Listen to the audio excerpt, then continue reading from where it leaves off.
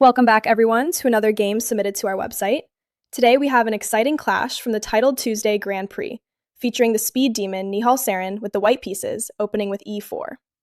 Matvey Galchenko answers with e6, d3, d5. We are looking at a King's Indian attack setup against the French defense here. Now, white has a few standard ways to continue developing the knight to f3 or maybe knight d2 are very typical. Instead, Nihal plays queen to e2, which is a tricky little sideline known as the Chigorin variation. It essentially stops black from taking on e4. Black could look to strike back immediately with c5 or calmly develop the bishop to e7. Knight to f6, a rock-solid developing move. White's whole idea in this system is usually to fianchetto the kingside bishop, so a setup move like g3 is very common to prepare that. Knight to f3. Just getting the pieces out smoothly, using only a couple of seconds off his 5-minute clock. Black has some flexibility here. Pushing c5 to grab space is basically the main idea in these structures. Bishop to e7. Matvey is playing this extremely solid, just preparing to get his king to safety. White might consider pushing e5 to kick that knight, or maybe just developing the queenside with b3. g3, going for that signature King's Indian attack setup with the bishop. Nihal absolutely loves playing this system in blitz. Black can challenge the center right now with c5, or just bring out the queenside knight. Matvey just castles, keeping it safe and simple. White is practically on autopilot here. Pushing e5 is an aggressive try to disrupt black's setup, if he wants to get spicy. Bishop to g2. The bishop is finally placed on this beautiful long diagonal. Black has to decide how to develop the queenside now. Bringing the knight out or preparing a fianchetto of his own with b6 are both highly respected. c5. A classic French defense strike at the center, grabbing space, and we have a very complex strategic battle ahead of us. This really marks the transition from the opening into a dynamic middle game. White gets the king to safety by castling.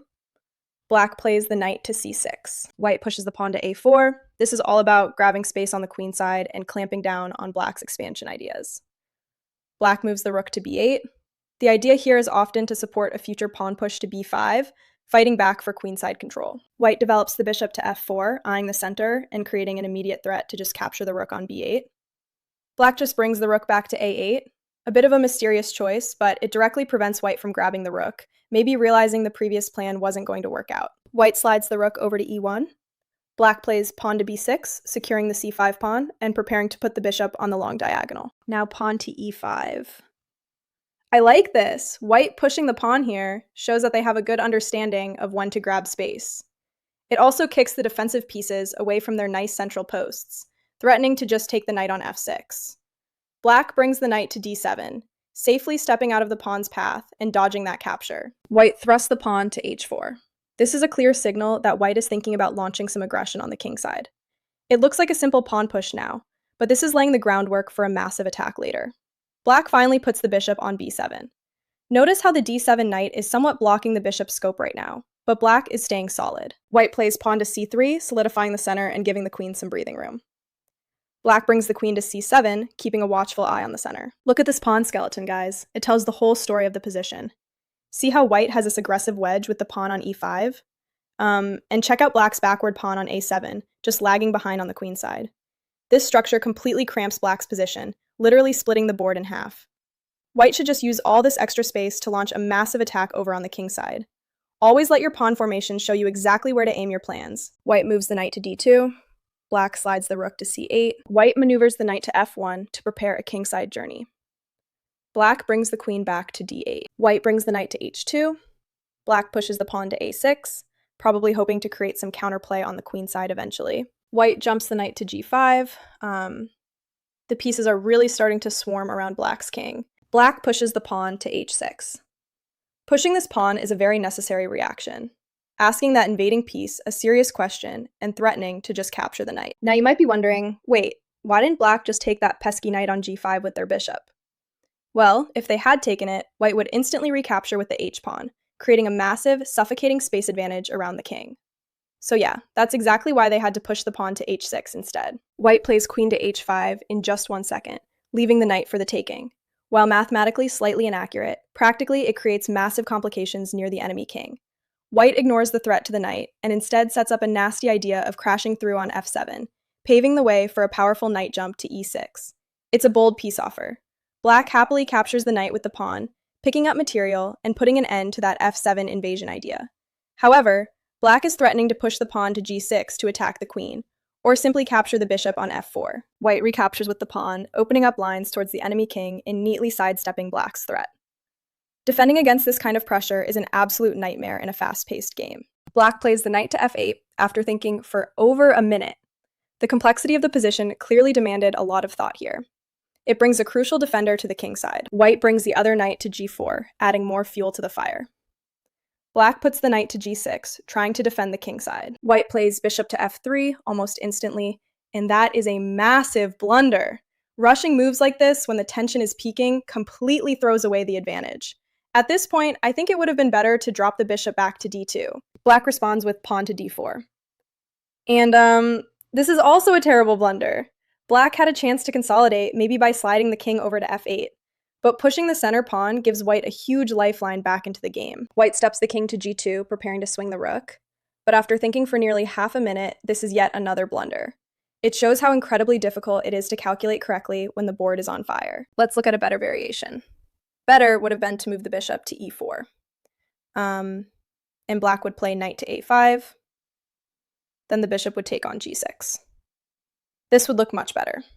Okay, now let's get back to the game. Black wisely runs the king to f8, trying to escape the incoming storm on the king side. White pushes pawn to c4, locking down the center to focus entirely on the attack. Black moves the knight to a5. White trades the bishop for the bishop on b7, perhaps planning a maneuver like dropping the bishop to e4 to slice through the queen side and eventually crash on g6. Black recaptures with the knight, taking that bishop maneuver off the board. White swings the rook over to h1, building immense pressure. The threat is terrifying. White is looking to force checkmate by capturing on h8 with the queen, followed by the rook delivering the final blow. Black continues the king walk, scurrying over to e8 to get as far away from the king side as possible, which crucially dodges that checkmate idea. White invades with the queen to h7, attacking the loose pawns and keeping black under extreme pressure, threatening to simply snatch the pawn on g7. Black retreats the bishop to f8 to guard the critical g7 pawn and stop the queen from grabbing it. White slides the queen to g8, practically paralyzing black's entire defensive setup. Notice how black's knight on b7 is looking a bit loose and disconnected from the action. Black plays the knight to e7, hitting the queen and threatening to capture it. White retreats the queen back to h8, stepping away from the knight's attack. Black brings the queen to d7, trying desperately to hold things together.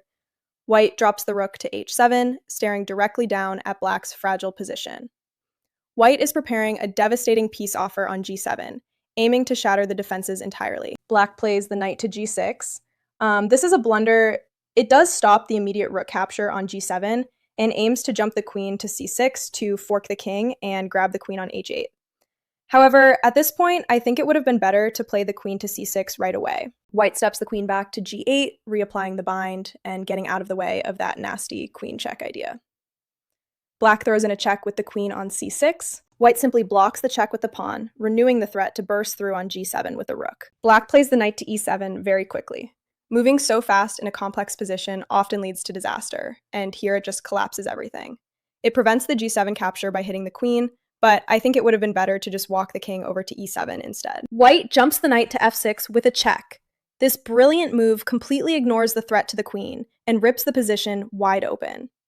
Black captures the knight with the pawn, as there is really no other choice here. White captures on f7 with the queen, coming in with a devastating check. This is completely winning for white now. Black steps the king to d8 instantly.